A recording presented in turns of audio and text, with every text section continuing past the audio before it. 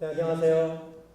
네, 지금부터 제122회 NRF 정책 세미나를 시작하도록 하겠습니다. 저는 사회를 맡은 한국연구재단 정책혁신팀장 양정모입니다. 네, 저희가 올해 시작한 정책 세미나의 새로운 포맷인데요. 세 번째 시간을 갖게 되었습니다. 오늘은 UAM이라고 도시명 항공 모빌리티에 관련해서 건국대학교 이재우 교수님을 모시고 진행하려고 합니다. 본 강연은 유튜브로 생중계되고 있고요. 참석하신 분들께서 궁금하신 사항이나 제안하고 싶은 사항이 있으시면 채팅창을 통해서 의견을 주시면 사회자가 모아서 강연이 마치는 시점에 질문을 대신 드리도록 하겠습니다. 오늘 강연을 해주실 건국대학교 이재우 교수님은 미국 버지니아 폴리텍에서 항공우주공학 박사를 받으시고 건국대학교 항공우주통합설계연구센터 소장과 항공우주학회 학회장을 역임하셨습니다. 현재 항공우주설계인증연구소 소장이신데요. 한국연구재단이 지원하는 중점연구소, 대학 중점연구소 지원 프로그램 2020년에 선정돼서 소장 역할을 하고 계십니다. 굉장히 최근에 유행하고 있고 아주 흥미로운 주제를 지금 강연을 해주실 텐데요. 우리가 기초과학을 주로 지원하기 때문에 이런 응용 분야, 사회와 밀접한 이런 관계가 있는 이런 분야에 대한 지식이 조금 부족할 수 있습니다. 오늘 기회로 아주 좋은 내용을 저희가 전달받을 수 있을 것 같습니다. 그럼 지금부터 이재우 교수님을 모시고 멋진 강연을 듣도록 하겠습니다. 교수님 앞으로 해주시죠.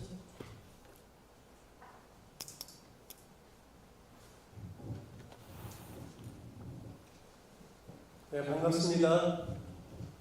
방금 소개받은 건국대학교 이재우 교수입니다.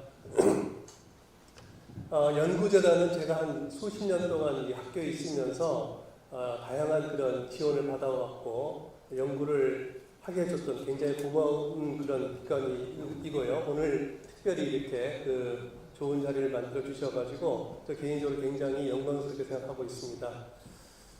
사회에서 말씀 주셨듯이 오늘 주제는 도심 항공 모빌리티 UAM이란 말을 요새 많이 하고 있는데 혹시 아마 신문지상이나 뉴스를 통해서 들어보셨을 거라고 생각이 됩니다.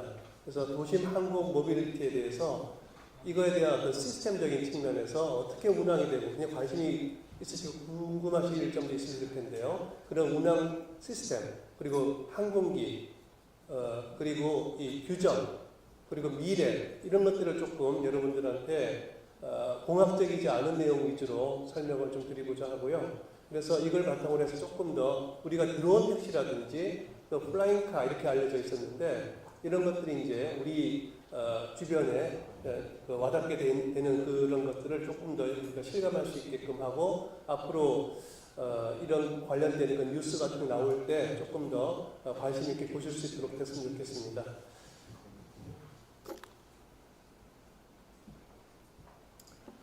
네, 첫 번째 페이지고요. 도심 항공 모빌리티의 개념이 되겠습니다.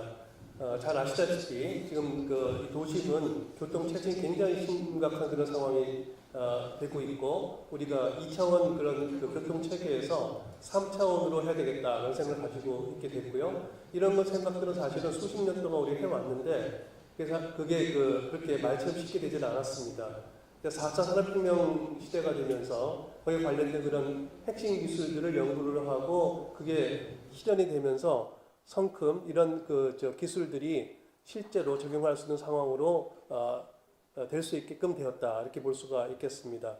그래서 밑에 보시다시피 미래의 하늘은 보시는 바와 같이 이런 빌딩 숲 사이를 여러 항공기들이 비행을 하면서 안전하게 운용이 되는 그런 것들을 생각할 수가 있겠습니다.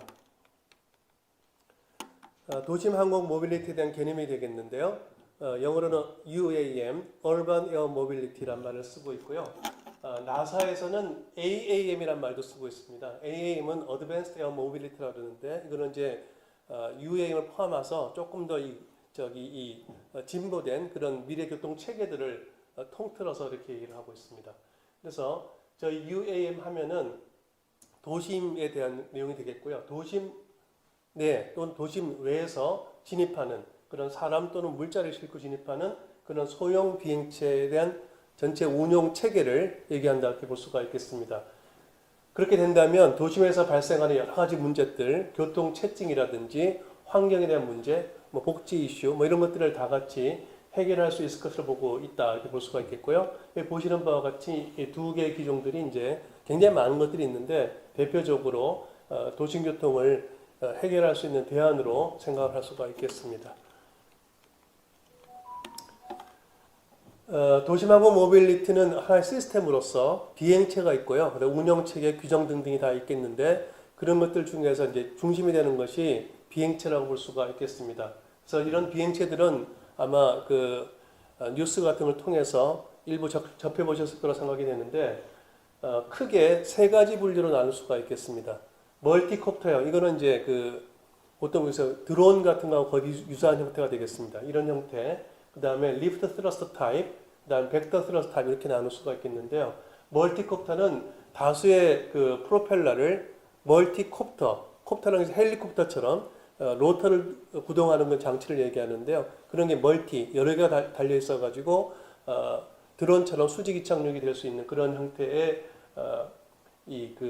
사람이 타는 형태의 비행기를 멀티콥터형이라고 볼 수가 있고 주로 독일의 볼로콥터라는 것이 대표적으로 비행을 하고 있고 얼마 전에 한국에 왔던 중국의 이항 같은 경우도 여기에 해당되는 거라고 볼 수가 있습니다.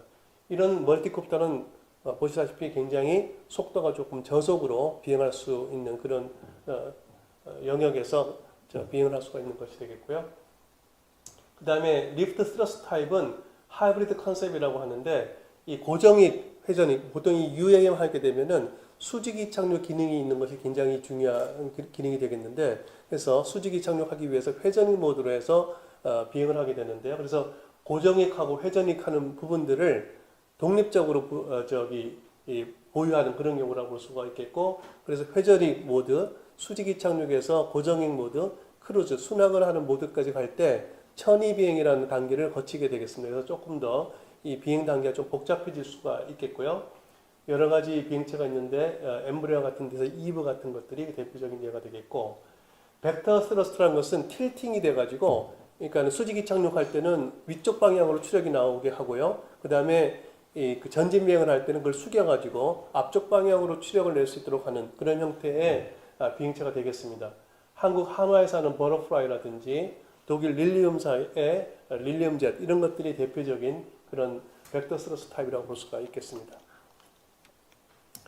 그래서 예로서 이게 몇 가지를 드렸는데요. 그러니까 사카이, 알라카이 이거는 이제 수소 연료전지를 쓰는 비행기인데 멀티콥터 형태로 되어 있죠. 그 옆에 있는 것은 마찬가지 멀티콥터형인데 에어버스사에서 만든 시리 에어버스라는 그런 멀티콥터형 UAM을 보여주고 있습니다. 오른쪽에 있는 것은 리프트 스러스트 타입으로 해가지고 위에 있는 부분들은 수직이 착륙할 수 있는 부분이고요. 뒤쪽에 있는 부분이 전진 추력을 얻을 수 있는 그런 이 추력 시스템이 독립적으로 운영하는 그런 경우라고 볼 수가 있겠습니다. 그다음 틸팅이 되는 경우가 굉장히 많은데 앞에 있는 이 로터가 틸팅이 돼가지고 수직이 착륙할 때는 위로 추력을 발생하고요. 그 다음에 전진 비행할 때는 숙여가지고 앞쪽으로 추력을 발생하는 그런 거인데 버터플라이라든지 현대에서 했던 SA-1 이런 것들이 대표적인 그런 벡터 스러스트 타입의 UAM이고 맨 오른쪽에 보이는 것은 굉장히 챌린징한 형태인데요. 독일에서 개발한 그래서 뒤에 분산 추진 시스템이라고 그래가지고 굉장히 작은 모터들을 쭉 달아가지고는 거기에 프로펠러가 작동을 하면서 위로 올라갈 때는 내려가지고 올라가고 그다음에 제껴서 이제 추력을 얻을 때는 전진 방향 추력을 얻어서 하는 그런 형태인데 굉장히 획기적인 그런 설계 개념을 가지고 있고 커나드 형태라고 그래가지고 날개의 앞쪽에 꼬리 날개가 붙어 있는 이런 형태를 가지고 있고요. 고속 비행에 적합한 그런 형태가 되겠습니다. 전 세계적으로 지금 계속 증가되고 있는데 350개 정도의 그 기종들이 UAM 기종들이 개발되고 있습니다. 그래서 도심 항공 모빌리티에 대해서 이제 우리가 얘기를 할 때 지금까지는 우리가 운항이라는 측면하고 비행체는 완전히 따로 해서 고려를 했었습니다. 예를 들면은 에어버스나 보잉 같은 데들은 비행체를 만드는 회사가 되겠고요. 또 미국의 유나이티드라든지 우리 뭐 아시아나 대한항공 이런 데들은 운항을 하는 데가 되겠습니다. 그래서 그 운항하는 쪽하고 비행체를 만드는 쪽은 굉장히 나누어져 있었는데 UAM으로 되면서 이 그 두 분야에 대한 부분들이 사실은 굉장히 밀접하게 관련이 되고 한 회사가 여러 가지 같이 할 수 있는 그런 형태로 지금 바뀌고 있습니다. 그래서 우리가 UAM을 얘기를 할 때는 운항 분야하고 비행체 분야를 같이 고려해서 얘기를 해야 되겠다 이렇게 생각할 수가 있겠고요. 말씀드렸듯이 그 도심 교통 체증 때문에 특히 4차 산업혁명 이후에 4차 산업혁명의 화두가 자율하고 인공지능이죠. 자율과 인공지능을 이용해서 할 수 있는 그런 기술들이 많이 개발되면서 UAM이 이제 그 실제로 우리 저기 눈앞에 성큼 다가오게 됐는데 이러면서 이제 이 적어도 우리가 말하는 적어도는 대개 1000피트 크게는 1500피트에서 1000피트 정도입니다. 1000피트면은 대개 한 400m 정도 되죠. 그러니까 그 저기 롯데 빌딩이 555m니까 그 이하가 되겠습니다. 그 정도 되는 영역에서 비행할 수 있는 그런 비행체를 개발 중에 있고 이를 개발을 해서 운영을 하기 위해서는 운영에 관련된 여러 가지 규정들이 필요하게 되겠습니다. 그래서 미국의 연방항공청 FAA라든지 유럽의 EASA 같은 데들 또는 그 캐나다에 본부를 두고 있는 국제 민간 항공기구 이런 데들에서 고밀도로 굉장히 많은 비행체들이 비행을 하면서 이 도심에 저고도에 비행할 수 있도록 할 수 있는 그런 UAM 전용의 안전 규정들을 지금 개발하고 있습니다. 그래서 아직은 우리가 UAM 개발했다고 손치더라도 상용 비행을 할 수 있는 수준은 아직 안 돼 있습니다. 이게 운항 체계가 아직 안 돼 있기 때문에 그렇습니다. 그래서 운항 체계를 개발하고 있고요. 동시에 UAM 비행체를 개발을 하고 있는데 전 세계적으로 이제 항공 관련된 기업들 이게 플라잉카가 되다 보니까 항공 기업들 그리고 자동차 기업들이 다 뛰어들어서 하고 있고요. 그래서 항공, 자동차, IT 기업들이 이 그 일렉트릭 기반의 전기 모터를 이용한 이런 전기 추진 시스템에 현재까지는 대개 2인승에서 한 5인승 정도가 주류를 이루고 있습니다만은 UAM 개발을 지금 하고 있다. 그래서 포르쉐라든지 모건 스탠리 같은 데서 예측한 바에 의하면은 2035년 앞으로 한 15년 정도 후가 되겠는데요. 그때쯤 되면은 전 세계 한 25만 대가 비행을 하고 있을 것이다 라고 얘기를 하고 있고 2040년도까지는 한 1800조 정도의 시장이 열릴 것이다. 그러니까 이거는 현재의 항공시장이 한 2배 정도 되는 시장입니다. 그래서 전 세계적으로도 많은 그 회사들이 여기에 지금 눈독을 들이고 선점할 수 있는 경쟁을 지금 하고 있는 거죠. 그래서 한국도 지금 그 UAM 분야에 이제 진출하겠다는 천명을 했고요. 현대차라든지 한화 시스템 이런 데들이 지금 선두적으로 나가고 있습니다. 그러면 갑자기 이 UAM이 어떻게 해서 이렇게 급하게 이렇게 폭발적인 그런 관심과 개발 그 여력이 생기게 되었느냐를 한번 볼 필요가 있는데요.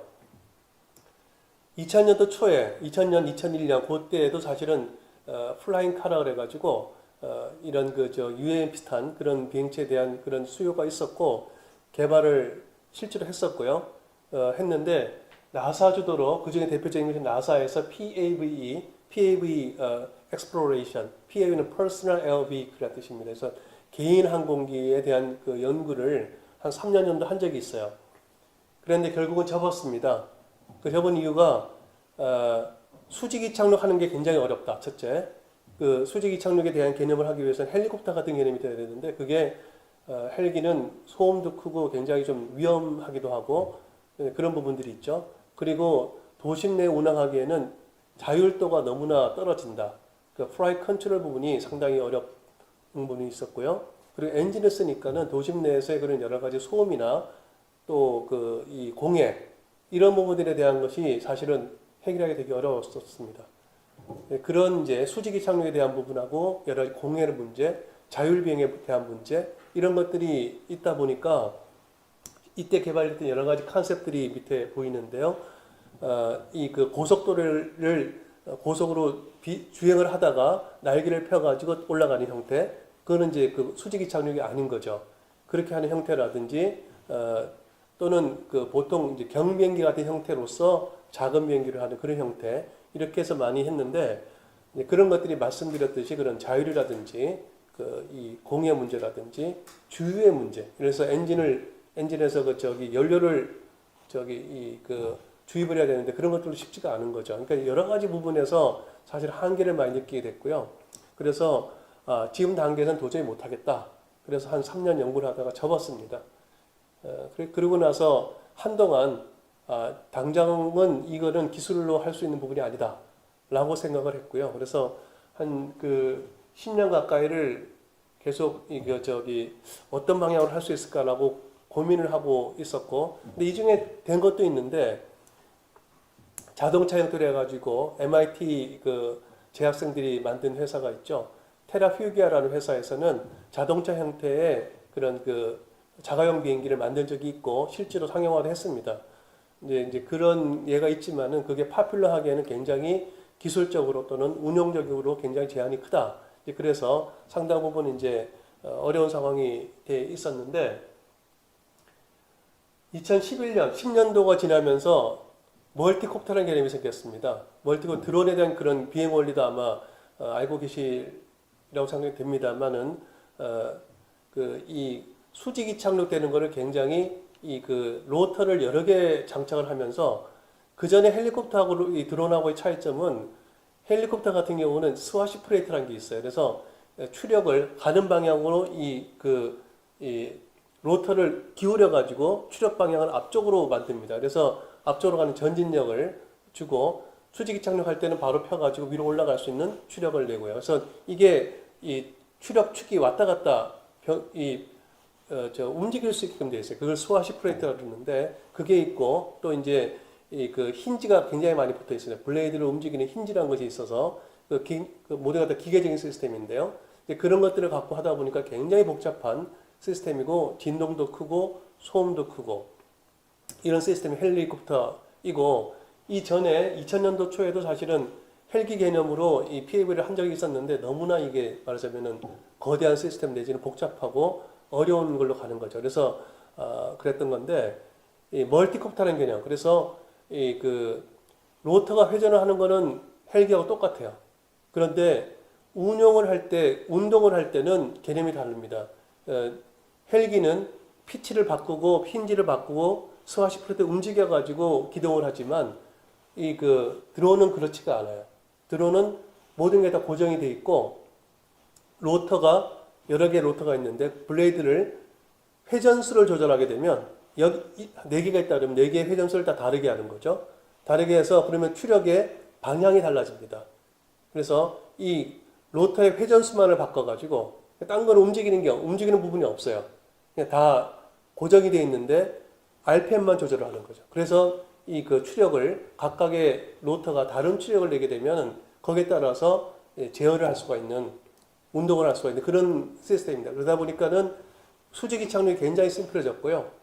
전진도 아주 쉬워졌어요. 대신에 효율은 떨어집니다. 효율은 떨어지지만 제어가 그냥 쉬워졌고 수직이 착륙이 쉬워졌어요. 그래서 뜨는 것이 그냥 어려운 일이었는데 상당히 쉽게 해결을 한 그런 게 되는 거죠. 그래서 그 대표적인 것이 이제 로터가 4개 있는 쿼드코프터라는 것이 대표적인 예가 되고요. 쿼드코프터 베이스로 해가지고 6개, 8개, 뭐 여러 개 버전들이 나오고 있는데 그 기본은 로터의 회전수를 조절을 해서 조정력을 얻는다. 그렇게 보시면 되는데 그걸 바탕으로 해가지고 이게 수직이 착륙 뜨는 것이 그렇게 어려운 게 아니구나 라고 이제 느끼게 됐고요. 그래서 지금 최근에 하는 UAM은 전부 다 수직이 착륙이 기본적으로 들어가 있는 개념이에요. 그래서 고속도로에서 뭐 이 속도를 빨리 내서 양력을 얻는 그런 개념은 UAM에서 거의 고려하고 있지 않고 다 수직이 착륙을 기본적으로 한다라고 보시면 되고 그 개념이 드론에서 왔다 이렇게 보실 수가 있겠습니다. 그 드론의 핵심적인 것은 멀티콥터 개념, 멀티로터의 개념이다. 그래서 이것들이 이제 드론에서 자꾸 커지고 하다 보니까는 그러면 더 크게 만들면 사람도 실을 수 있겠는데 이런 생각을 하게 됐죠. 그래서 유인 드론이라는 말이 생겨났습니다. 그 생겨난 것도 얼마 전 얘기예요. 유인 드론. 그래서 중국 같은 경우 이항 같은 것이 대표적인 그런 유인 드론이 됐고요. 그 이항이 처음에 CES 가가지고 발표한 게 불과 5년 전입니다. 5년 전에 이제 우리 이렇게 해서 사람을 실어 나르는 드론을 할 수가 있다. 이거를 상용화하겠다라고 얘기를 했죠. 그리고 볼로콥터도 유사한 개념인데 볼로콥터 훨씬 더 이 로터의 개수가 많습니다. 그 18개를 가지고 있는데요. 18년도에 독일의 볼로콥터가 이걸 발표하면서 이제 불을 지폈습니다. 아, 이거 뭐가 되겠다. 그리고서는 4차 산업혁명에 대한 기술들이 쏟아져 나왔죠. AI 기술, 자율에 대한 기술이 나왔습니다. 그렇게 하면서 이 그 2000년, 20년대 이후에 엄청나게 많은 제작사들, 운영사들이 나오기 시작했습니다. 그래서 앞으로 폭발적으로 이런 분야에 인력도 필요할 것 같고요. 그래서 기술도 필요하고 이제 그럴 거라고 생각을 하고 있고, 다행스러운 것은 우리나라 이 정부에서 굉장히 이 분야에 대해서 예상을 빨리 하셔가지고 국내에서 국토교통부 그리고 산업자원부에서 적극적으로 밀고 있습니다. 그래서 전 세계적으로 봤을 때도 우리 정부처럼 이렇게 미는 데는 거의 보기 힘들어요. 민간 위주로 그냥 이렇게 자생하는 그런 형태인데 저희는 국토부가 뒤에 설명을 드리겠지만은 전폭적으로 밀고 있습니다. 그래서 밀지만은 주도를 하지 않고 서포팅을 하는 개념으로 지금 하고 있고요. 그래서 상당히 좋은 그런 환경이 지금 되고 있고 기업들도 여러 기업들이 있는데 대표적인 기업들은 한화 시스템하고 현대차가 참여를 하고 있고요. 그다음 지자체들도 굉장히 열심히 하고 있는데 요새는 이제 지방 정부들도 굉장히 여러 가지들을 특화를 하고 있는데 그 중에 보면 서울이라든지 경남, 인천, 전북, 충북, 부산 뭐 굉장히 많은 지자체들이 이 UAM 시스템을 도입을 해서 운영하고자 이렇게 생각을 하고 있고 저도 최근에 이제 이거 UAM 하다 보니까 작년에 그 코로나가 굉장히 심했고 지금도 마찬가지입니다만은 그래서 이 대외적으로 어떤 서로 간에 이 활동이 되게 뜸했을 그런 때이긴 했는데 또 불구하고 상당히 많은 사람들이 찾아왔었어요. 그 중에서 이제 지자체에 계신 분들도 많이 있었습니다. 그래서 부산에서는 어떻게 했으면 좋겠고 전북은 어떻게 특화를 하면 좋겠고 뭐 이런 얘기들을 굉장히 하는 걸 봤을 때 우리 그 UAM 그 저변이 상당히 확고하게 많이 될 것이다 이런 생각이 좀 들고 있습니다. 그래서 UAM 전문 인력도 상당히 많이 필요할 거라고 생각이 되고 제가 작년에 그 대학 중점연구소 선정된 것도 아마 이런 어떤 시대적인 배경에서 좋은 점수를 주지 않았나 하는 생각이 듭니다. 그래서 도시왕국 모빌리티에 대해서 이제 조금 운항에 대한 개념들을 조금 이제 말씀드리고자 하는데요. 이 그 3단계로 나눠서 제가 주로 얘기할 수가 있겠는데 초기 운영은 주로 이제 그 에어포트에서 셔틀로 움직인다든지 도심 간에 셔틀로 움직이는 그런 정도 전기선 같은 그런 형태가 초기 단계 될 것 같고요. 그 다음에 이제 성숙하게 되면은 지금 우버라든지 우리 그 카카오 택시처럼 이 승객의 디맨드에 따라서 이 그 도어 투 도어 개념으로 움직일 수 있는 그런 단계가 될 것으로 생각을 하고 있습니다. 그래서 중간에 보시는 그 에어포트 셔틀이 가장 먼저 할 수 있는 걸 생각하게 되고 우리 허브가 되는 공항들 있죠. 김포공항이나 인천공항 등에서 도심까지 가는 그런 시스템을 UAM을 통해서 할 수 있는 것이 가장 먼저 상업화될 것으로 보고 있고 국내 허브 공항에서 이제 하는데 적합할 것이고요. 그 다음에 인터시티의 그 플라이트 이쪽도 굉장히 필요할 거라고 보는데 서울에서는 사실은 전국에 어디 가나 사실 쉽게 연결이 됩니다만은 지방 도시 간에는 대개 그 교통 체계가 쉽지가 않거든요. 그게 아마 수요의 문제일 수도 물론 있겠습니다만은 굉장히 불편합니다. 그래서 그런 경우에 이 그 도시 간의 어떤 그 셔틀 개념으로 UAM 운영하게 된다면 상당히 그 활성화될 수 있을 것이다. 그래서 지방 거점 도시 위주로 이렇게 할 수 있을 것이라고 보고 있고 이제 장차는 에어 택시 개념으로 해가지고 온 디맨드로 해서 이 그 우버 하듯이 그렇게 부정기적으로 운영하는 방식이 운영이 될 수 있을 거라고 보고 있습니다.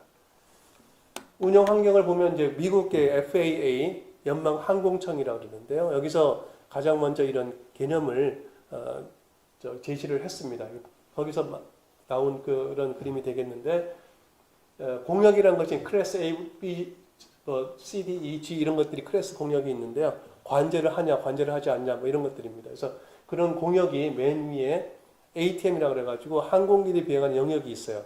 거기하고 지금 이 공역을 같이 나누어서 해야 되기 때문에 그럼 어떤 식으로 UAM을 운영하는 게 좋겠느냐? 그래서 거기서 생각한 개념은 여기 보시는 바와 같이 파이프라인 방식의 UAM을 회락으로 운영하자. 코리도라 그래서 그 항공기에 다니는 그런 통로를 우리는 코리도, 회랑이란 말을 쓰는데요. 그걸 회랑을 만들어 가지고 회랑상에서 이 그 UAM이 운용할 수 있도록 한다. 그런 거죠. 그 회랑 내에서 UAM 운용이 되고 그 낮은 영역 400피트 정도 되는 낮은 영역에서 주로 UTM 그러니까는 드론 같은 것들이 비행하는 영역인데 여기도 비행을 할 수는 있어요. 근데 비행할 수 있는 어떤 회랑을 가지고 노란색으로 되어 있는 회랑에서 움직일 수 있도록 하고 그 다음에 회랑을 벗어났을 경우에는 교통 흐름을 관리를 하는 관리자의 통제하에서 운영할 수 있도록 하는 그런 개념으로 미국에서 운영 개념을 UAM에서 어떻게 운영할 것이냐. 그래서 ATM하고 그리고 UTM, ATM은 것은 교통 관제라는 뜻이고요. 보통 항공기들, 여객기들이 운영하는 것이 ATM을 가지고서에 따라서 운영을 하고 있고 UTM은 드론에 대한 운영 개념입니다. 그래서 UTM, 그 중간에 UATM이라는 것은 개념을 가지고서 해야 되겠다. 이제 그런 개념을 아직 확정된 건 아니고 이런 개념으로 가야 되겠다라고 생각을 하고 있는 거죠. 그래서 전체적으로는 항공기하고 지상 이 400피트에 있는 무인 비행체들하고 공전을 할 수 있도록 시스템 구성을 하고 있다 이렇게 보시면 되겠습니다. 그러면 이 회랑 내 코리도 내에서는 어떻게 운영하는 게 좋겠느냐? PSU라는 개념을 쓰고 있는데요. 이거는 이제 교통 흐름 관리자입니다.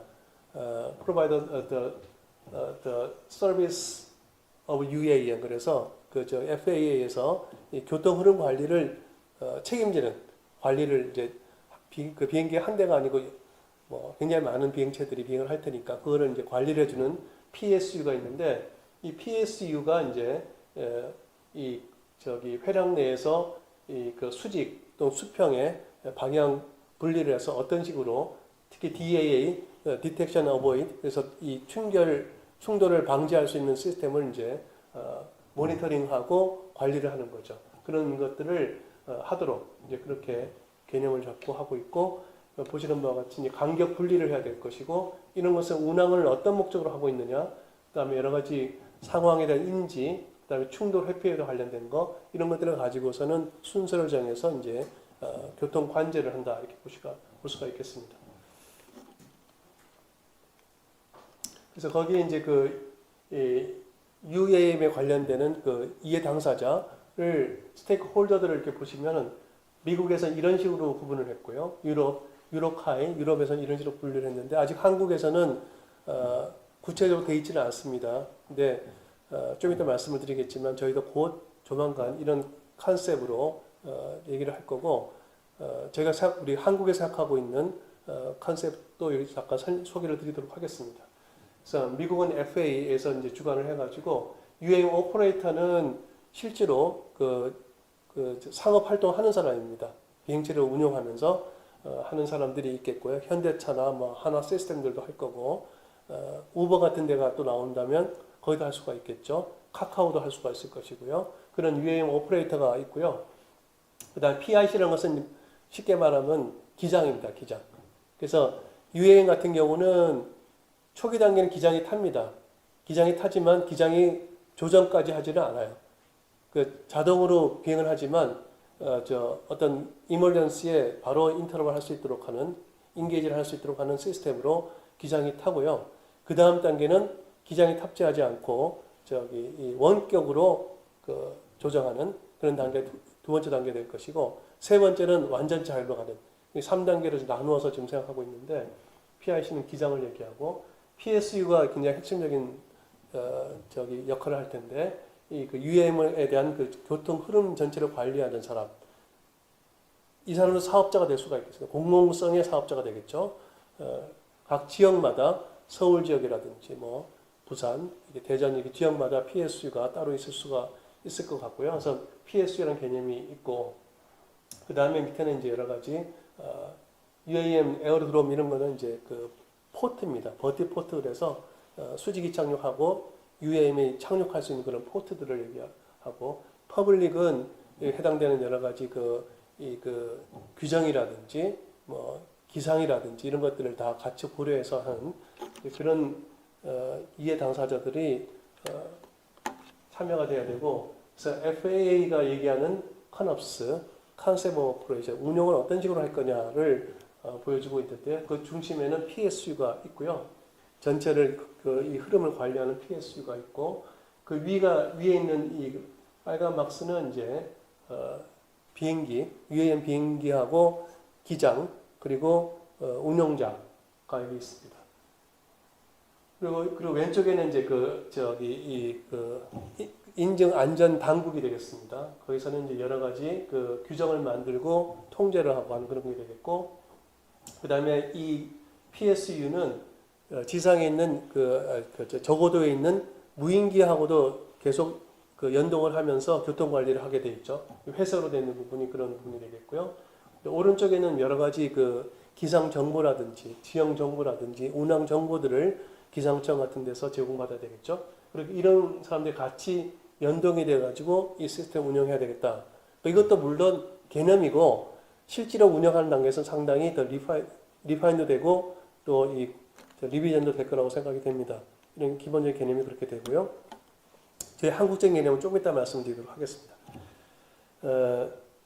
운영 개념에서 보면은 지금까지는 비행체 따로 운영 따로 했지만 UAM은 운영 개념에서 이 보시는 바와 같은 이런 5가지가 같이 연동이 돼야 되겠다.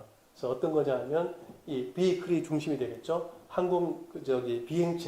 비행체가 있고 그 밑에 인프라스트럭처. 그래서 비행체가 주기하는 항공기로 보면은 공항인데요. 이게 지상 연기할 수 있는 버티포트라는 개념이 있고 그 버티포트에 대한 것이 어떻게 할 거냐. 거기에는 뭐 지상에 충전하는 데도 있을 거고 여러 가지가 있겠죠. 그런 것들. 그다음에 이 운용 교통 관리, 트래픽 매니지먼트, 교통 흐름 관리를 하는 아까 PSU라는 말씀을 썼는데 그런 분야가 같이 연동이 돼야 되겠고, 그다음에 레귤레이션, 이 도심 위에서 그런 3톤, 4톤 되는 것들이 왔다 갔다 하면 엄청나게 안전에 대한 부분들이 굉장히 걱정이 될 수밖에 없습니다. 그래서 안전 규정, 인증 규정 이런 것들이 굉장히 강화되고 중요할 텐데 그런 인증 규정에 대한 부분들이 또 중요하게 되겠고, 그다음에 인바이러먼트, 우리 도심에서 운영이 되기 때문에 소음이라든지 공해라든지 이런 것들이 굉장히 중요하겠죠.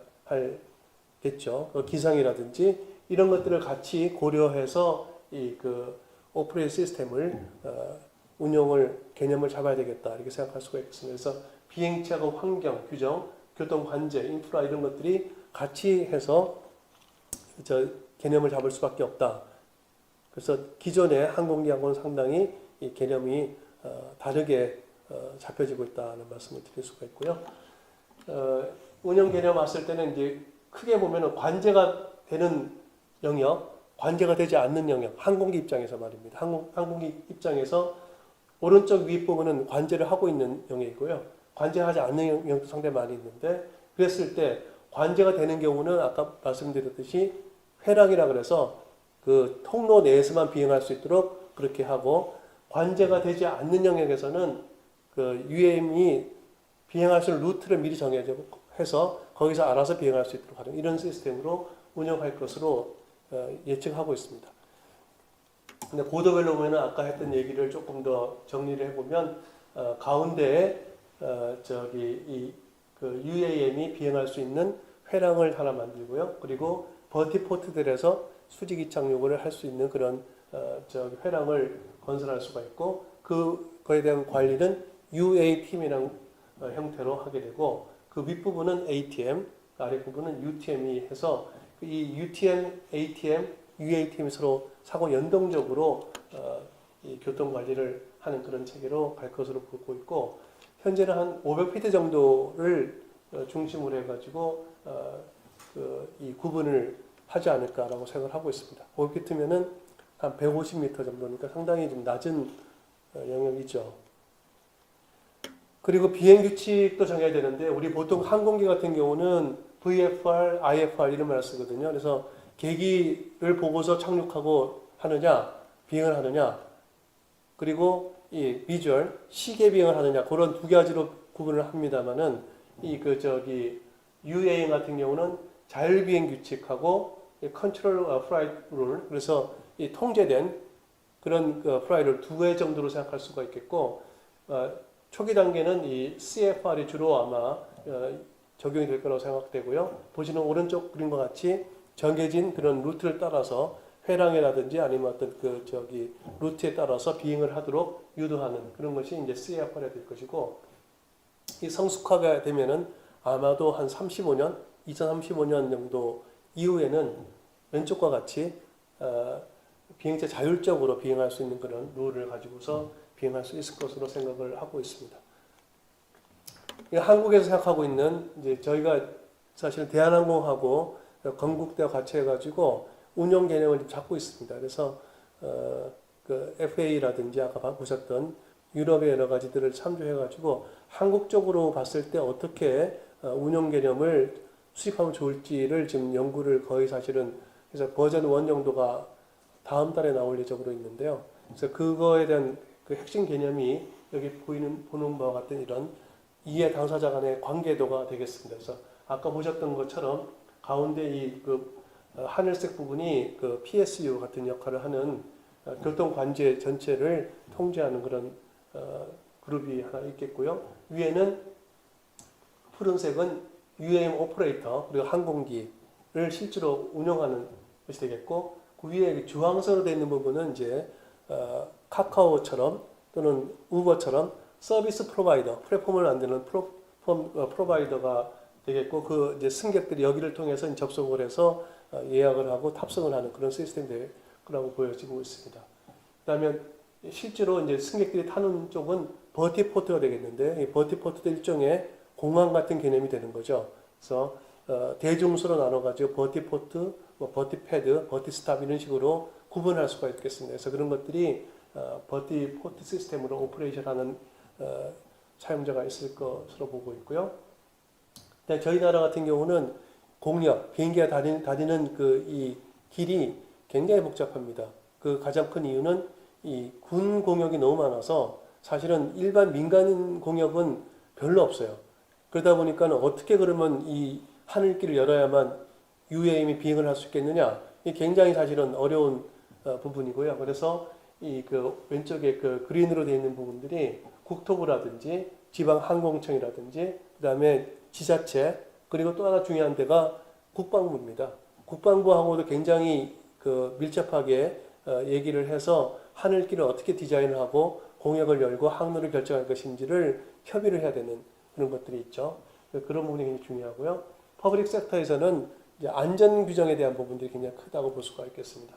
세이프티라든지 에어워스니스, 가망성 이런 것들이 중요하고, 맨 밑에 있는 회색은 기존의 ATM이라든지 UTM, 그러니까 무인 시스템 그리고 항공기 시스템하고 연동을 하는 그런 부분들이 있습니다. 그래서 이렇게 연동이 되고 각자 이런 역할들을 서로 공유하자 하는 그림을 일단 저희가 그렸고, 이건 그냥 없는 데서 그린 건 아니고요. 아까 보셨던 FA를 베이스로 하고 저희 한국적인 상황을 조금 더 스터디를 해서 만들었고, 민간에서 이런 운영 체계 나오는 건 아마 국내에서 처음으로 하게 되지 않을까 싶은데 6월 달에 공식적으로 오픈을 할 생각으로 있습니다.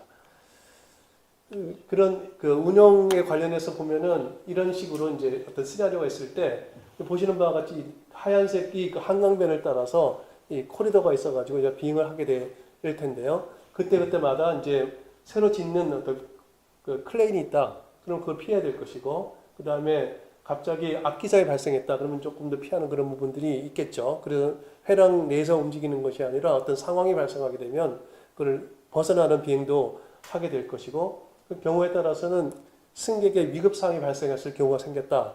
그렇게 되면 거기에 따라서 이 경로를 이탈해서 다른 쪽으로 가야 될 텐데 그게 쉽지가 않습니다. 보시는 바와 같이 S자로 되어 있는 이 헬기 비행하는 루트가 걸리게 되어 있고요. 그 다음에 다른 UAM들이 또 노란색으로 비행을 하고 있습니다. 그래서 이런 것들을 종합적으로 판단을 해가지고 PSU가 어떤 식으로 가라 하는 것들을 가이드를 주게 되겠죠. 그래서 이 빨간색 형태로 해가지고 비행을 하는 이런 비정상 상태의 시나리오를 예측할 수가 있겠고, 뭐 비슷하게 모든 이 UAM들은 통신 환경 하에서 운용이 될 텐데 4G, 5G 통신 하에서 움직일 텐데 그게 이제 통신이 두절되는 환경이 생겼다. 그러면 거의 비행을 할 수가 없는 거거든요. 그래서 그런 경우는 보시는 바와 같이 동그랗게 서클로 되어 있는 이런 여기는 이제 홀딩 에리어라서 전체를 이 비행 방향을 바꾼다든지 뭐 이런 것들을 하기 위해서 이 코리도 내에서 이런 것들을 주로 설치하게 되는데 이거 비행하면서 이제 통신을 복구하거나 그렇지 못할 경우는 그 관제사하고 통신을 해서 보통 관제사라는 개념은 없지만 이 통신이 안 될 경우는 관제사하고 이제 다른 방향으로 음성 통신 같은 걸 해서 하는 이런 것들이 우리가 생각할 수 있는 운영 시나리오가 될 수가 있겠습니다.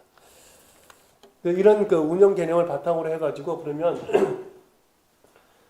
실제 한국에서 그럼 어떤 식으로 이 루트를 잡을 수 있을까를 몇 가지 케이스 스터디를 해봤는데요. 특히 서울시 같은 경우는 거의 비행할 수가 없습니다. 사실은 잣대 그대로 보면은 비행하기가 거의 안 되는 영역이다 이렇게 볼 수가 있는데 이걸 어떻게 해결하냐가 앞으로 이제 관건 중에 하나인데요. 비행 금지 구역이라는 게 일단 있어요. 청와대하고 이쪽 부분들 이게 주황색으로 되어 있는 가운데 동그라미는 이제 P73A라고 되어 있고 이건 절대 비행 금지 구역이고요. 그다음에 그 옆에 한강변을 따라서 있는 거하고 이 주황색 색깔로 칠해 있는 부분이 P73B라 그래가지고 비행 비행 금지 구역이에요. 중심 구역 그리고 완충 구역 이렇게 되어 있습니다. 그래서 여기는 비행을 할 수가 없어요. 원칙적으로 할 수 없고요. 그 다음에 이제 다티드 라인으로 주황색으로 되어 있는 부분이 비행 제한 구역 바깥에 설치되어 있는 그래서 이게 주로 이제 외곽 순환도로 따라 되어 있는 그런 영역이 있고 여기는 비행 제한 구역 바깥이라서 이제 비행을 할 수는 있습니다. 그 다음에 또 우리 고려해야 될 그 부분은 김포공항하고 서울공항 반경 5노티컬 마일까지를 비행 제한구역으로 관제권을 설치했기 때문에 여기도 비행을 할 수가 없는 이런 굉장히 복잡한 그런 공역 시스템을 가지고 있어요.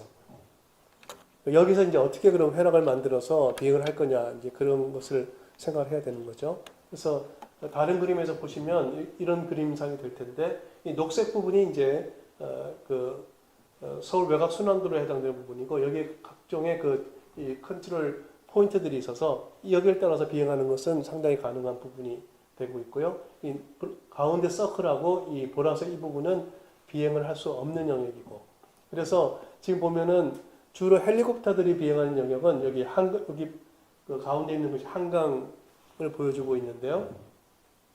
한강을 따라서 주로 많이 헬리콥터들이 비행을 하고 있습니다. 그래서 남쪽에는 우편향으로 가는 거, 북쪽은 이제 좌편향 가는 거 두 개를 나눠 가지고 헬기가 운영을 하고 있습니다. 그래서 여기하고 그다음에 오른쪽 보듯이 몇 개의 노들섬이나 용산 이런 것들에서 갈 수 있는 그런 포인트를 잡아 가지고 운용을 할 수는 있게끔 그렇게 되어 있습니다.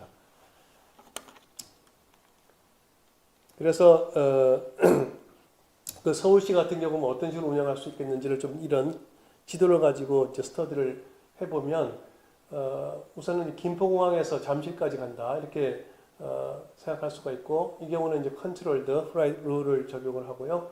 운영 고도는 1000피트, 동편 서편에서 1000피트, 2000피트 이건 아직 결정이 안 됐는데 그 수직으로 이 고도를 분리해서 운영을 하는 가능성이 가장 높은 거죠. 그래서 비행체 같은 경우 여러 비행체가 비행을 할 때는 횡적 분리하고 종적 분리를 같이 해서 충돌을 방지할 수 있도록 그렇게 하는 형태로 해서 이런 식으로 클라이머를 해서 크루즈하고 디센드하는 그런 형태로 비행을 하고 대개 한 1000피트 정도에서 운영 고도를 잡고 비행을 하는 것을 저희가 생각을 할 수가 있고요.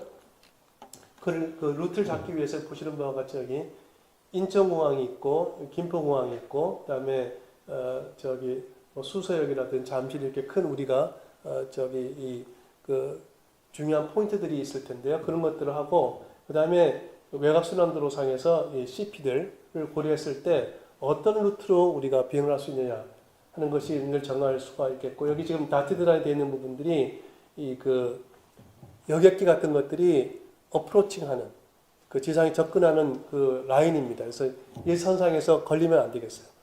그 고도하고 맞춰서 비행을 해야 된다는 것이고 이것들을 바탕으로 해서 이제 루트를 잡아야 되겠습니다. 그래서 그렇게 잡아서 이제 미션 프로파일을 만들어서 해봤더니 우리 지금 오파브라 그래가지고 항공우주연구원에서 개발을 하고 있는 그런 UAM 기체가 있습니다. 그게 아쉬운 거는 1인승이에요. 그래서 이 상용 비행하기 상당히 어려운 그런 비행체긴 한데 1인승으로 해가지고 내후년도에 지금 개발이 끝나게 돼 있는 비행체가 있는데 굉장히 고속형입니다. 그래서 그 비행체로 하게 되면은 보시는 바와 같이 한 밑에 15분 정도면 김포에서 잠실까지 갈 수 있다. 이제 그런 거고요. 시리어버스, 에어버스에서 만든 그 멀티콥터 타입을 타면 한 22분 정도 걸린다. 상당히 어쨌든 경쟁력이 있죠. 가격만 맞는다면은 충분히 탈 수 있는 그런 수요가 상당히 생길 수가 있는 그런 거라고 볼 수가 있겠습니다. 충청북도에도 비슷한 그런 시나리오를 잡을 수가 있었고요. 시간이 얼마만큼 됐나요, 혹시? 네. 그 충청북도 같은 경우는 청주공항이 있어서 거기하고 이제 청주시청 그리고 우리 대전 지역하고 연동이 되어 있기 때문에 세종시라든지 그다음 대전 그 연구단지 이렇게 중요한 시설들이 있어서 거기서 어떤 식으로 비행을 할 수 있겠냐는 것들도 굉장히 좀 흥미로운 그런 주제가 될 수가 있을 것 같아서 충청권에 대한 시나리오도 저희가 생각해 봤고요. 운영 모드 1000피트, 2000피트 나눠서 하고 보시는 바와 같이 청주공항에서 청주시청까지를 비행할 수 있는 이런 것들을 잡아봤고 그걸 하기 위해서는 보는 바와 같은 이런 맵을 가지고 해야 되겠고 충주시가 있고 청주공항이 있고 인근에 천안 아산시가 있겠죠. 그 다음에 오송역에서 이제 세종시까지 가는 이런 부분이 있고 근데 세종시 아랫부분 우리 여기 영물재단이 있는 이 부분은 비행 금지 구역입니다. 여기는 이제 비행을 할 수가 없는 영역이 되어 있어서 대전시 위까지 비행을 할 수 있도록 그렇게 되어 있고 여기에 대해서 이제 시나리오를 잡아야 되는 거죠. 이 지역은 도심 간의 이 시티 간의 이 수요가 상당히 있을 거라고 보여지고 또 이제 이 관광 효과도 있을 거다. 충주시하고 이쪽 부분에서요. 그렇게 지금 예측을 하고 있습니다. 동해안 같은 경우는 다른 지역에 비해서 이 동해안 쪽 라인은 교통이 굉장히 불편한 지역이에요. 그래서 이 지역 김해공항부터 시작해가지고 속초까지 이 영역을 커버하고 또 울릉도까지를 할 수 있다면 상당히 이 수요가 상당히 많이 생길 수 있는 영역이라고 볼 수가 있겠습니다. 그래서 속초에 버티포트가 있고 동해 뭐 이런 식으로 포항이라든지 김해 이런 쪽에 버티포트를 해서 비행을 하게 되면 한 2시간 정도 내에서 이제 비행을 할 수가 있는 그런 시스템을 만들 수가 있겠습니다. 이런 비행에서는 보시는 바와 같은 이런 알라카이 같은 비행체, 이거는 이제 수소연료 전지를 쓰는 비행체인데요. 현재 비행체들은 가장 큰 기술적인 어려움이 배터리 문제입니다. 그래서 30분 이상 비행이 거의 안 되고 있거든요. 그래서 그러다 보니까 장거리 비행하는데 상당히 어려운 부분이 있고 또 상용 비행을 운용을 했는데 바로 또 차지를 해야 되는 거죠. 바로 돌아오지 못하고 이런 어떤 제한 사항들을 해결하는 것도 기술적으로 굉장히 중요한 부분이 되겠고 현재 이제 2시간 이상 비행할 수 있는 그런 비행체는 수소연료전지를 쓰는 것이 거의 유일하다 이렇게 볼 수가 있겠습니다. 그래서 이런 어떤 해서 소요 시간은 최대 한 2시간 정도 해서 속초부터 김해까지 갈 수 있더라 이제 그런 걸 볼 수가 있었고요. 부산도 굉장히 아주 유망한 그런 운항 경로를 잡을 수가 있고 이 수영만이라든지 동해안 남해안 이쪽 부분에서 상당히 이 해안가를 이용한 그런 경로 수립이 원활한 그런 부분이라고 볼 수가 있고, 또 최근에 이제 그 거제도 쪽에 가덕도가 있지 않습니까? 그래서 가덕 공항이 만약 생긴다면 거기하고 연동을 또 어떻게 할 건지도 이제 굉장히 중요한 그런 것 중에 하나가 될 것으로 생각하고, 이 해안가를 이용할 수 있기 때문에 그렇게 되면 아마 소음에 관련된 부분들, 그런 지상 안전 이런 것들을 상당히 효율적으로 할 수 있지 않을까라고 생각을 하고 있습니다. 그래서 이런 것들이 이제 우리가 각 도시별로 운영을 한다면 할 수 있는 그런 시나리오, 그런 것들을 좀 분석을 해서 국내에서도 그 군 공역이라든지 굉장히 복잡하긴 하지만은 운영할 수 있다 하는 것들은 이제 저희가 생각할 수가 있겠고요. 그래서 그런 운영을 하기 위한 근간이 되는 것이 운항 기술 기준입니다. 고정익 항공기, 회전익 항공기 이런 것들에 대해서는 운항 기술 기준이 아주 두꺼운 책으로 다 나와 있어요. 그래서 그걸 바탕으로 해서 운영을 합니다. 그게 뭐가 있냐면은 이 항공기를 조정할 수 있는 조종사는 어떤 사람이 돼야 되고, 공역은 어디를 운영해야 되고, 관제는 어떤 식으로 절차를 하고, 정비는 어떤 식으로 하고, 이런 것들이 다 그게 망라가 돼 있어요. 그런 운항 기술 기준이 일반 그 상용 비행기들이 있는데 UAM은 아직 없습니다. 그래서 그걸 만들어야 되는 거죠. 그래서 그걸 만들기 위한 기준이 되는 것이 헌업스, 운항 기술 개념이 되겠습니다. 그래서 그거에 대해 아까 개략적인 말씀을 드렸고, 여기 보시는 바와 같은 FAA 같은 경우에 이런 챕터들로 해가지고 버전 1.0이 지금 나와 있는 상태에 있고요. 유럽도 그 드래프트 형태로 지금 개발이 되고 있습니다. 한국도 당연히 만들어야 되고요. 운항 기술 기준이 있어야만 비행체를 들어오든지 우리가 개발하든지 간에 운용을 할 수가 있기 때문에 저거를 이제 해야 된다 볼 수가 있고요. 그래서 운항 체계에 대한 연구를 이제 오파브라는 아까 말씀드렸듯이 항공우주연구원이 중심이 돼서 비행체 개발을 하고 있는데, 그 비행체는 비행체이고 그걸 운영할 수 있는 운항 체계, 그리고 인증, 안전 체계에 대한 것들도 당연히 개발이 돼야만 운영을 할 수가 있는데, 그 부분에 대한 연구를 항공안전기술원하고 저희 그 건국대학교하고 같이 해서 과제 수주를 하게 됐어요. 그래서 운항 체계하고 운항 기술 기준을 만들어낸 연구를 한 5년 정도 해서 지금 3년째 하고 있는데요. 그래서 제가 생각했던 것보다 훨씬 더 중요한 일이더라고요. 그래서 3년째 지금 앞으로 UAM이 운영이 된다면 어떤 기준에서 운영을 할 거냐 하는 규정들을 만드는 그 작업들을 하고 있습니다. 그래서 2024년 이후에는 이런 그 규정들이 만들어져 가지고 비행체가 이제 어베이러블 하게 되면은 운용을 할 수 있도록 하는 그런 식으로 되고 있습니다. 그 다음에 그 정부 차원에서 하고 있는 그 우리 UAM 관련된 그런 여러 가지 정책이나 이런 이 지원 업무들을 조금 소개를 드리면은 KUAM이라는 팀 코리아, 그래서 대한민국의 UAM 로드맵을 만드는 작업들을 작년 올해 들어서 열심히 해가지고요. 상당 부분 지금 진척이 가고 있는데, 이거는 국토교통부가 중심이 되고 있고, 작년 6월 달에 그때 코로나 와중이긴 했지만은 국토부 장관 중심으로 해가지고 팀 코리아라는 것을 발족을 시켰습니다. 그래서 국토부가 중심이 되고 산업부가 서포팅하고 과기부도 서포트를 하고, 그러면서 이제 이 국내에 UAM 체계를 제대로 한번 해보자 하는 그런 거죠. 그래서 산하견이 다 들어가 있고요. 2025년 이후에 상용 서비스를 할 수 있도록 구성하자, 그런 체계인데, 아마 제가 보기에는 비행체 개발 같은 게 조금 늦어지고 그래서 아마 27년 정도에 실제로 상용 서비스가 되지 않을까라고 생각을 하고 있습니다.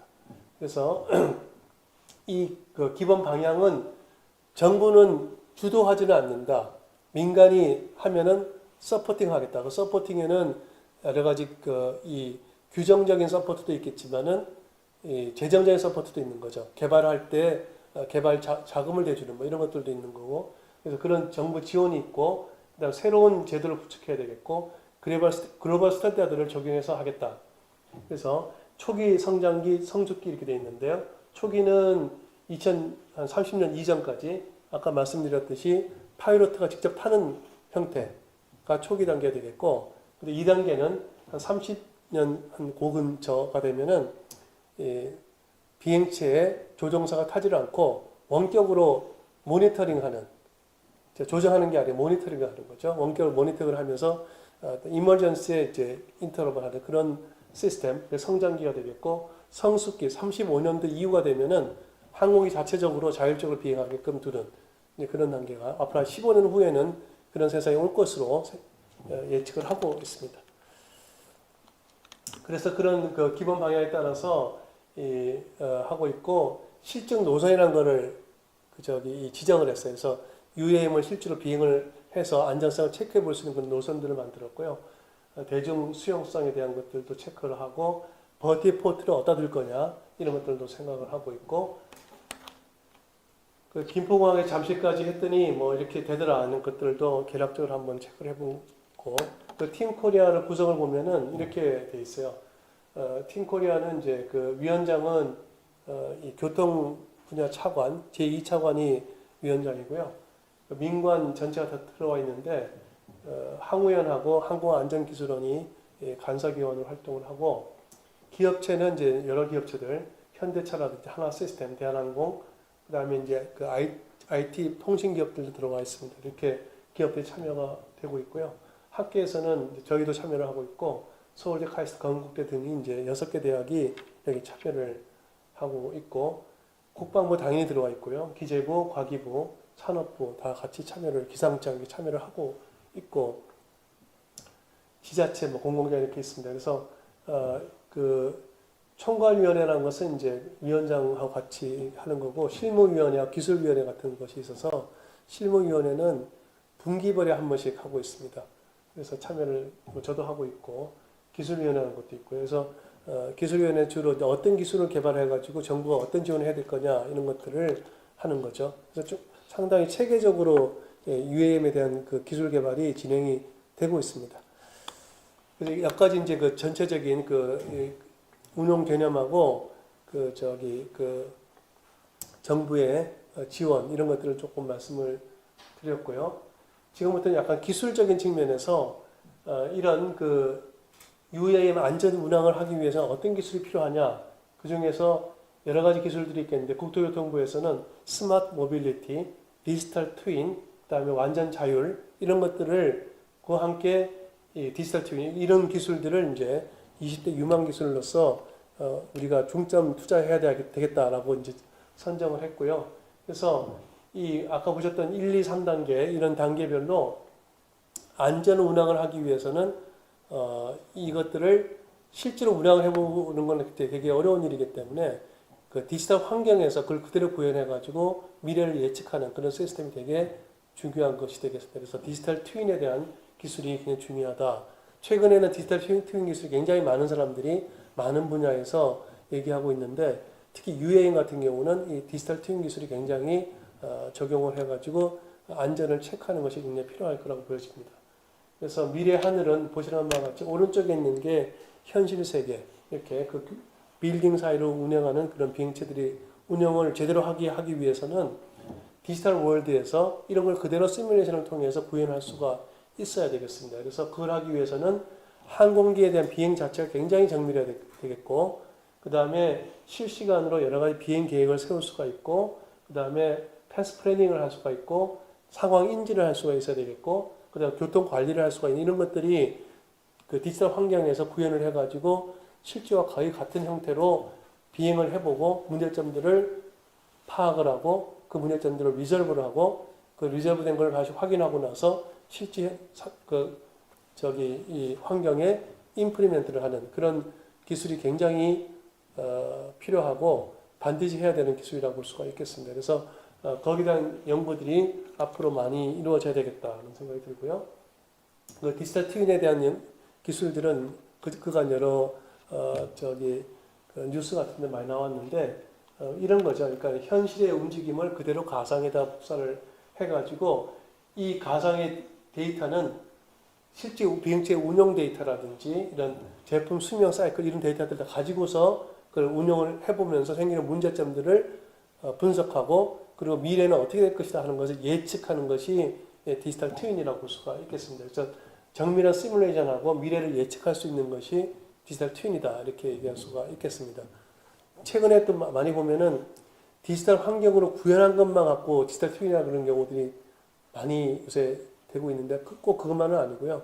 디지털 환경으로 구현하고 나서 미래를 예측하기 위한 데이터를 확보하고 미래를 예측하는 기술을 구현하고 그래서 실제로 예측하는 거, 그 예측하기 위해서는 AI 기술이 기본적으로 들어가야 되겠죠. 그런 것들이 같이 있는 것을 우리는 디지털 트윈이다 이렇게 얘기를 할 수가 있겠습니다.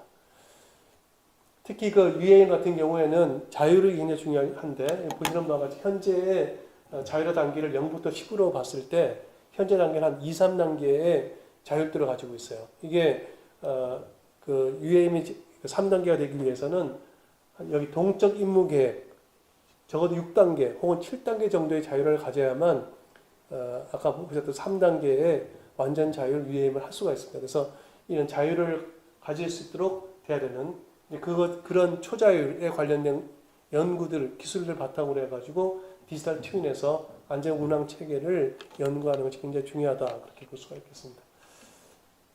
그래서 디지털 트윈 시스템은 보시는 바와 같이 이 그 가운데 있는 그 현실 세계를 그대로 마델링하는 그런 기술 그리고 이 그 거기 움직이는 비행체나 이런 그 비클들이 굉장히 정확하게 할 수 있는 하이 피델리티의 시뮬레이션 기술이 중요하고요. 그 다음에 데이터를 가지고 미래를 예측하는 AI 기술, 이 세 가지가 합쳐져서 디지털 트윈 기술이 된다 이렇게 볼 수가 있겠습니다.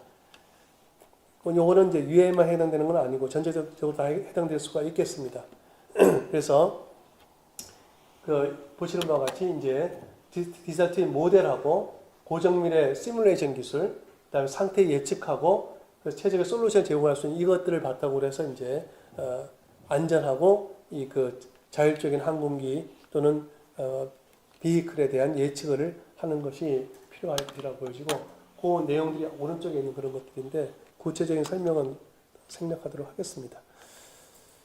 그래서 거기다 핵심 기술들이 보시는 바와 같이 이제 그 자율비행에 대한 인공지능 알고리즘이라든지 또는 그 자율비행 그 다중 동적 상황에 대한 그 시스템, 디지털 트윈을 구현하는 기술, 뭐 이런 것들이 같이 고려가 해야 디지털 트윈을 완성할 수 있다 이렇게 볼 수가 있겠습니다.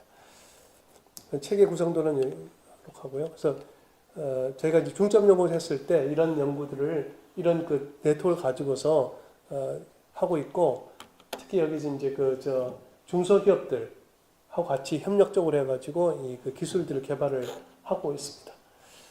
저희가 이제 그 이 도심 항공교통에 관련해서 이제 연구를 그 디지털 트윈을 중심으로 해가지고 운영에 관련된 연구를 작년부터 시작을 했고요. 컨옵스를 수립하고 그에 따라서 여러 케이스 스터디를 지금 했던 내용들을 설명을 드렸고 이런 그 UAM이 안전할 수 있도록 믿고 탈 수 있는 비행이 될 수 있도록 하는 그 디지털 트윈을 이용해서 안전성을 검증하고 이 설계나 또 운항 체계를 변경하는 그런 연구들을 수행을 해서 최적의 운항 체계 경로를 수립하는 그런 연구들을 이제 제가 시작을 했고요.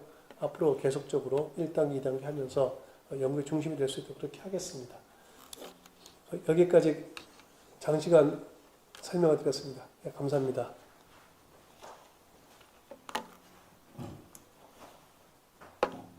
네, 그동안 한 시간 동안 장시간 동안 방해해 주신 이재우 교수님께 감사드립니다. 저희가 마무리할 시간이 되긴 했는데 뭐 채팅에서도 조금 질문이 있긴 했습니다만 저희가 드리고 싶은 뭐 질문이 있다 그러면 만약에 지금 현재는 뭐 1단계라고 아까 말씀하셨지 않습니까? 이제 네.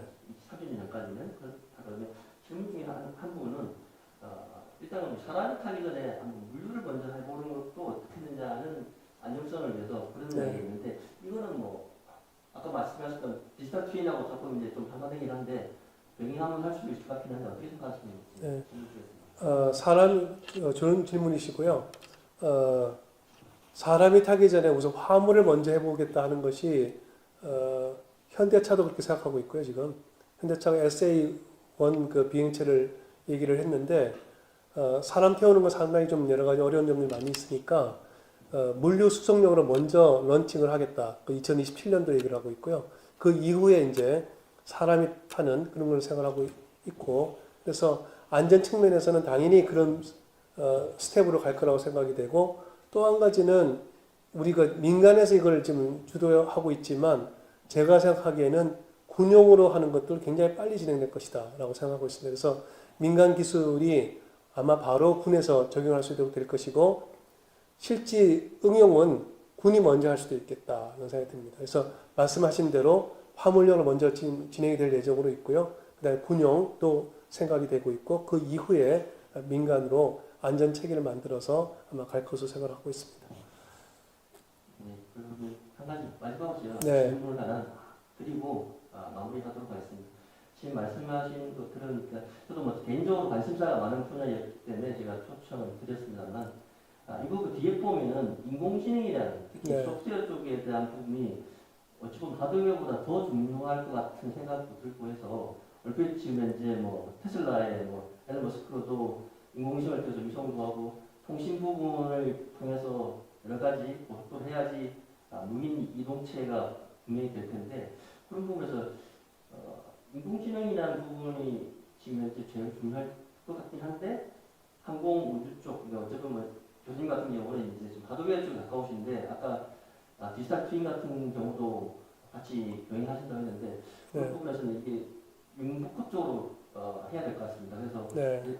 저희가 특히 이제 연구재단 같은 경우는 교육부도 있고 과기부도 지원했기 때문에 인력 양성적인 측면에서 혹시 어떤 그 학생들을 가르치고 커리큘럼들이 필요할지에 대한 부분 조금 네. 생각이 있으실지 모르겠습니다. 저희 건국대학 같은 경우는 이제 학과 이름이 항공우주 정보시스템공학과거든요. 그래서 저희 학과에 그 IT 전공하신 교수님들 상당히 계십니다. 그래서 항공우주를 하고 또 IT를 같이 할 수 있도록 저희가 이제 하고 있는데 그 당시에 학과를 만들 때는 UAM이라는 건 염두에 두고 한 건 아니었고 항공우주가 AI가 필요할 것이고 또 IT가 필요할 것이라고 봤기 때문에 그렇게 했었는데 그런 시스템이 굉장히 UAM에 잘 맞는 거죠. 그 말씀하신 대로 항공우주 인력뿐만 아니라 IT나 AI 인력들이 굉장히 중요할 거라고 생각이 되고요. 그래서 AI 인력을 어떻게 확보하냐가 굉장히 중요한데 AI 인력들이 사실은 지방 저 멀리까지 잘 안 옵니다. 워낙 요새 인기도 많고요. 근데 항공우주 관련되는 회사들은 상당히 저 남쪽에 많이 있어요. 그러다 보니까 사실 이 융복합적인 그런 연구를 해야 되는데 제한사항들이 많이 있는 거죠. 그래서 그런 부분들을 어떻게 해결할 거냐. 저희가 이제 내일 모레 목요일 날 이 김포공항 근처에서 UM을 활성화하기 위해서 산학연 클러스터를 어떻게 만들 거냐 하는 국회 포럼을 합니다. 거기에 이제 중심이 이 수도권에서 인력을 어떻게 잘 수급을 해가지고 산학연이 살아남을 수 있도록 하는 기술 개발을 할 수 있도록 하는 걸 할 거냐 이제 그걸 논의하는 자리가 될 건데요. 그래서 이 수도권에 그런 것들을 이제 하게 된다면 말씀하신 AI 인력들이 상당히 많이 수급이 될 것이고 거기에 따라서 학과에서도 인력에 대한 부분들이 상당히 스무스하게 양성이 될 수 있을 거라고 보여지고 있고요. 저희가 연구소에서 하고 있는 현재에서는 IT 관련된 AI 관련된 인력을 사실은 저희는 해외에서 들여오고 있습니다. 현재로서는 동남아에 좀 유수한 대학들이 있는데요. 그 나라에 가장 앞서가 있는 그런 대학들에서 IT나 AI 쪽 그런 학생들을 리크루트해서 이 석사, 박사 과정에서 연구를 수행할 수 있도록 그렇게 시스템을 일단은 하고 있고 이건 이제 점진적인 방향으로 한국 학생들이 그렇게 할 수 있도록 시스템이 만들어져야 될 거라고 생각이 되고 그런 여건들이 아마 그런 산업의 클러스터를 하게 된다면 아마 생길 수 있지 않을 거라 생각이 듭니다. 그러면 이것으로 122회 세미나를 마치는 걸로 하겠습니다. 감사합니다. 감사합니다.